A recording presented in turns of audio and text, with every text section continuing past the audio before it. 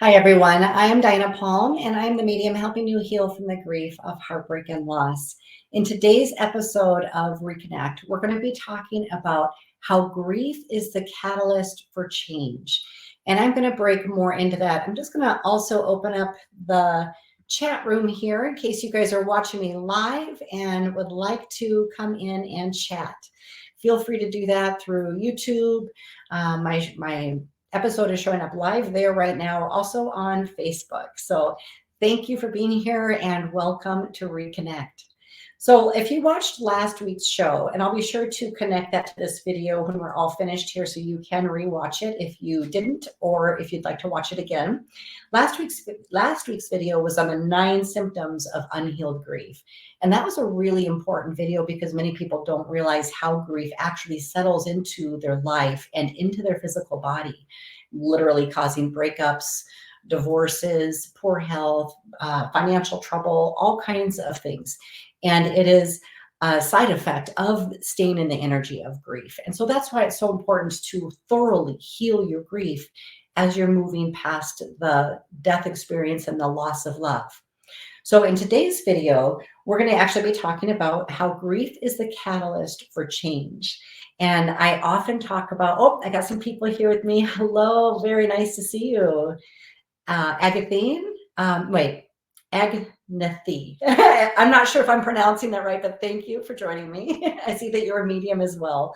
That's wonderful. Mediumship is so beneficial for helping those of the bereaved help to heal and put together those pieces of their broken heart. So as grief is a catalyst for change, this can actually lead us to when we go to heal our grief, you may find that you're also bringing up other issues from the past, other times in your life when you lost love, other times in your life when you felt abandoned. And this can actually bring you right back to your childhood, into some very, very early childhood dynamics. So even though you're stepping forward to heal a current loss, your spirit wants to heal all these other losses, the chain of event losses that catapult and hold the energy of grief to you. So when you step forward to heal your grief, you are healing all of that, all of those feelings of abandonment, loss, sometimes loss of hope. Some people feel anger at God. Some people just feel like, life is too hard. Why do they have to keep having loss after loss every time they get on their feet? That's where grief has actually accumulated in your life and you haven't quite left the energy of grief. So it's important to kind of dive into that process and really, really heal spiritually so that your slate is clean, basically, and you can more easily navigate moving forward. And then actually being able to work with each particular loss that we experience one at a time instead of lumped all together. So the grief healing process brings you into a space of inner growth. It also can cause redirection in your life. It can create for you a life filled with more meaning when you recalibrate what you've been focusing on and how you've been living your life. It can also activate higher states of awareness within you. And I talk about that a lot in my program because I talk about alignment after loss and using grief as the gateway to do the inner healing so that you can come into more alignment. Now, for those of you that don't understand alignment, it simply means that you're operating at your highest self is activated, and you're no longer working through the programs that you came here and were given by your family. It means that you've left the roles, you've left the old storylines, and that you're activated into the highest state of awareness, which means you're fully present. You're showing up healed. You're showing up with awareness. And you'll know that you're in alignment because things will come easy to you. Your money will come easy to you. Love will come easy to you. You will have a mind and heart coherence that is holding you in a state of joy, peacefulness, happiness, calmness. You feel safe in your world. You know that everything is okay. Now, when we come out of alignment, that's usually when we get stuck in an old paradigm, an old storyline, or we get stuck in loss and fear. And oftentimes grief can trigger, like I said, childhood programs and keep us in a state of being out of alignment. And when we're in that, it causes all kinds of havoc within our lives. So your daily goal should be to come into alignment first thing in the morning, regardless if you're grieving or not, but especially for the bereaved.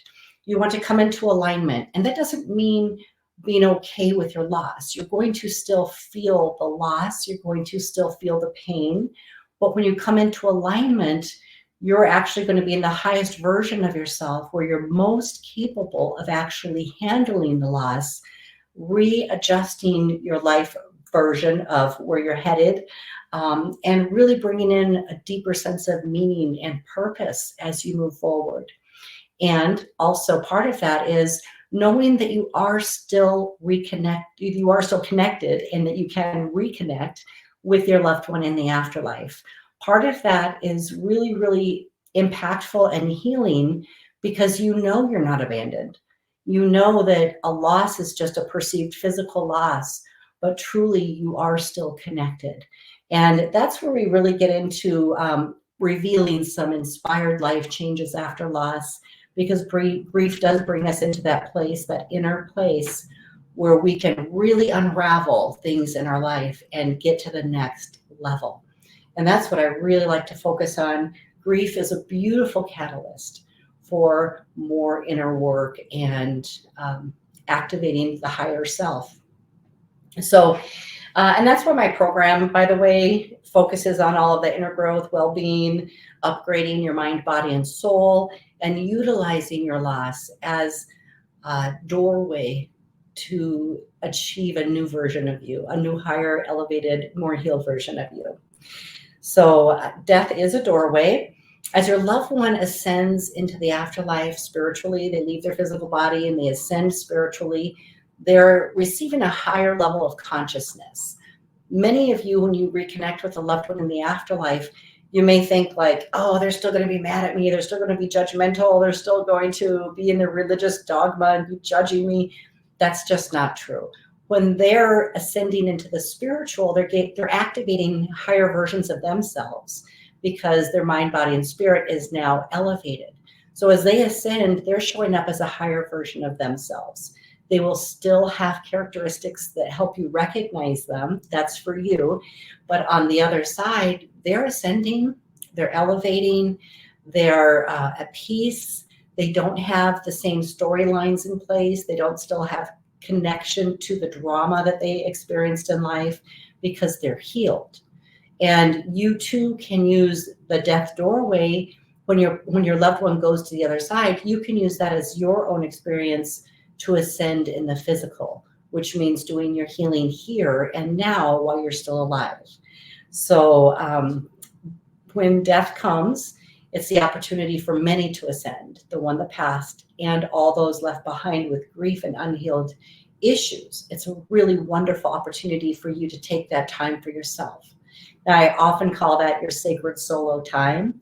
And that's because during this time, you can really nurture yourself and give yourself the time and attention that you may not have done before. And that leads to your huge growth and a much more happy, joyous life. Okay, so part of this is becoming more present when you're ascending physically. These are things that you can do.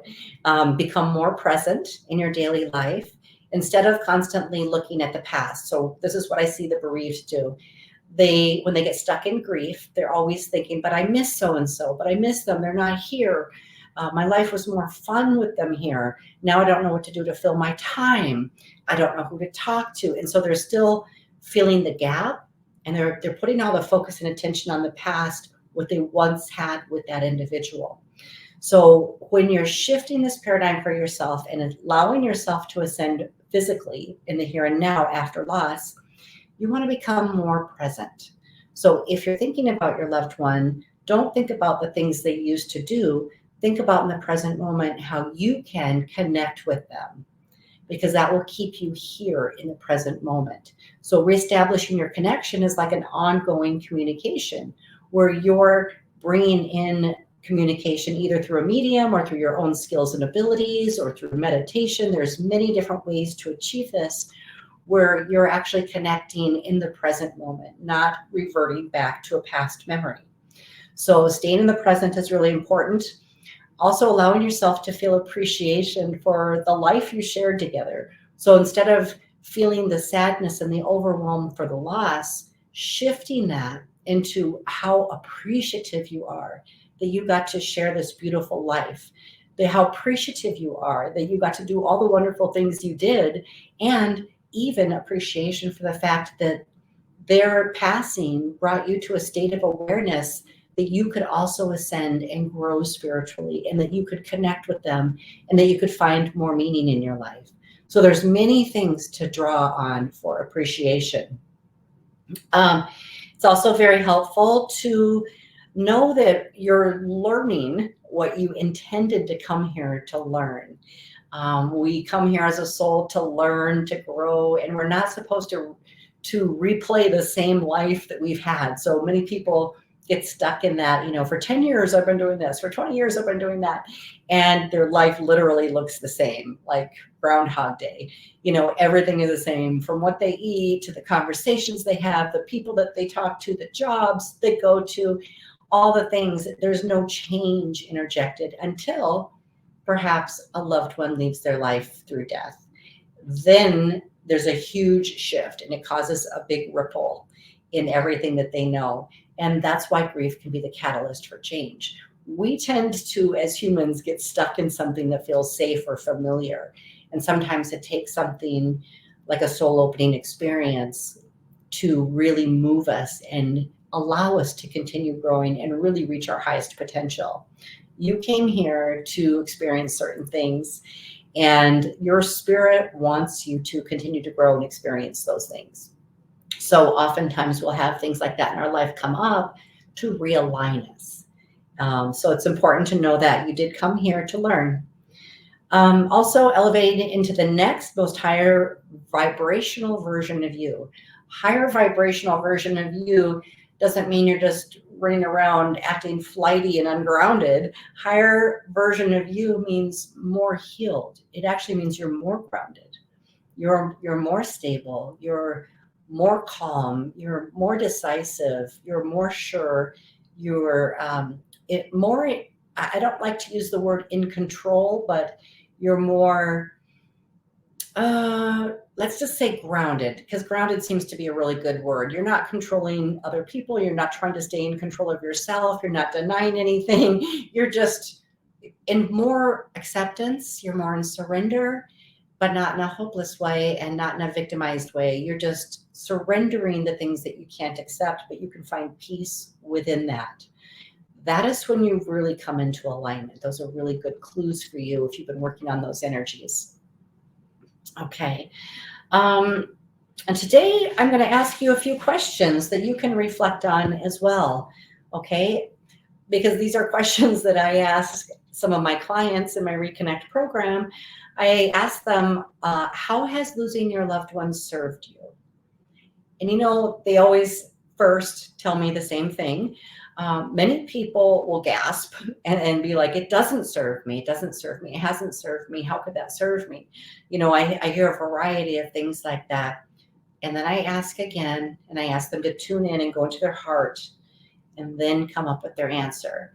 And I start to hear things like, I feel more appreciation for the time we had together. I found a new purpose for my life.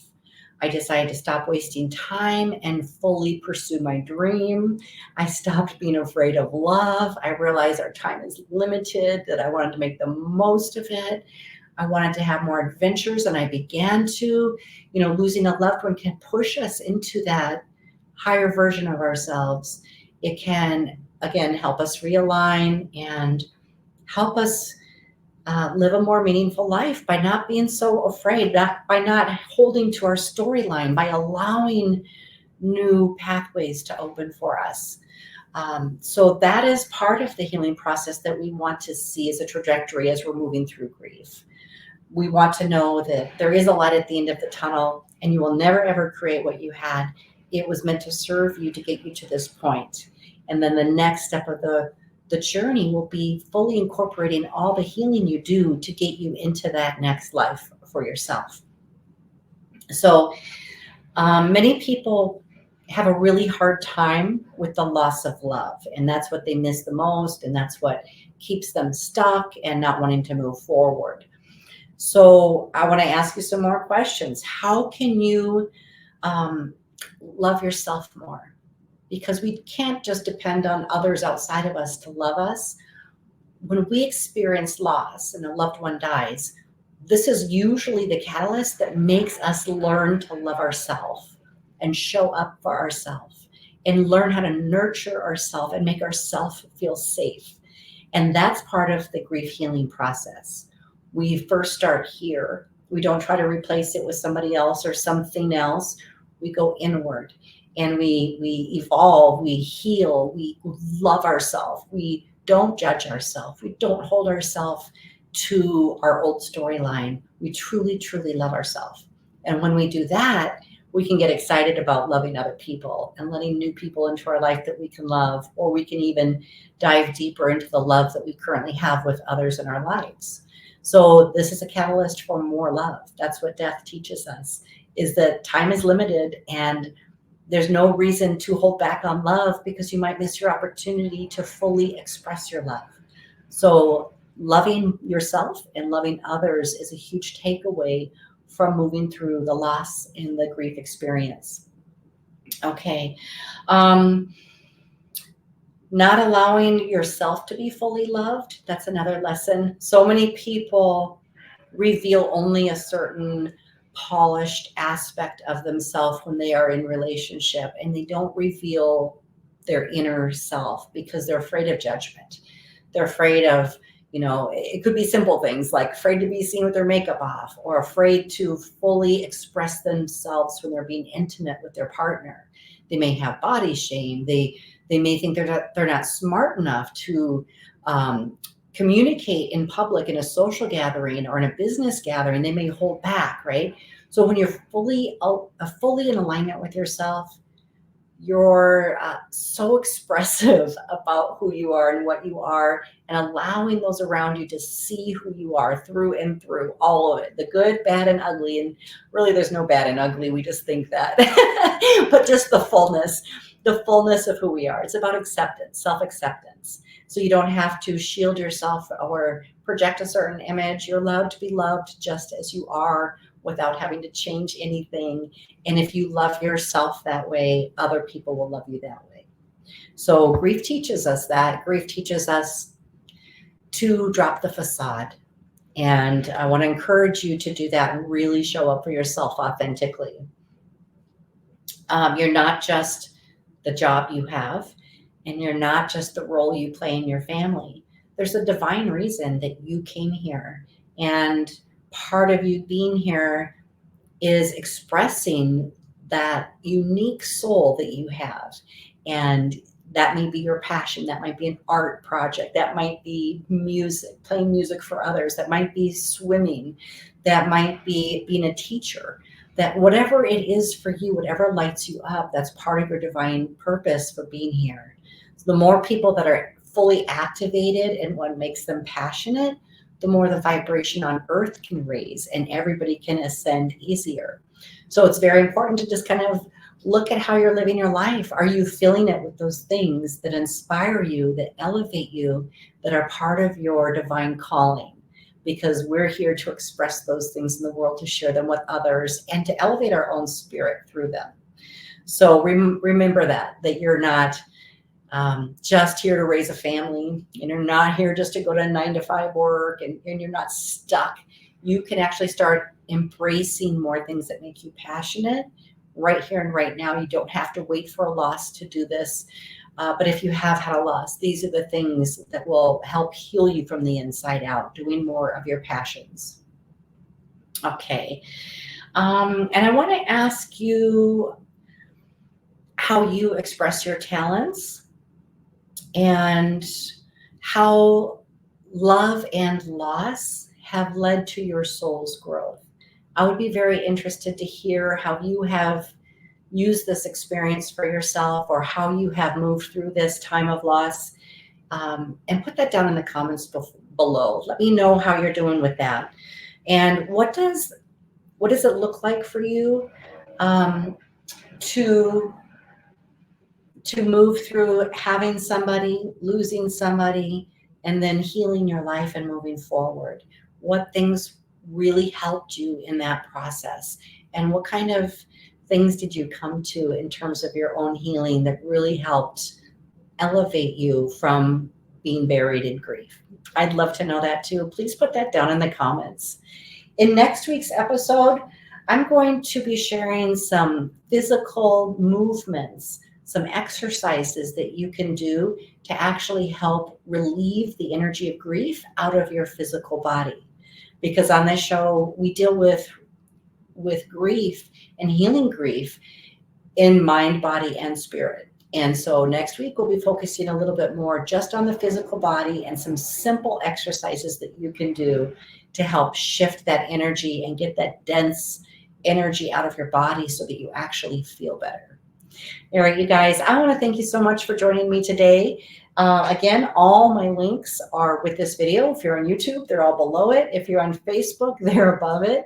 You can actually reach out to me, do a discovery call. If you're interested in working with me or finding out how we can work together, my full program, Reconnect, my #1 spiritual grief healing program, that will be a link below this video as well. That takes you into my website where I teach you, I show you what my program involves. It's 9 weeks where I work with you through the entire process and really do that inner spiritual healing to get you into that place of activating your higher self and your highest timeline. So be sure you check that out if you're interested. And other than that, I can't wait to reconnect with you next week. Thanks for being here. Bye-bye.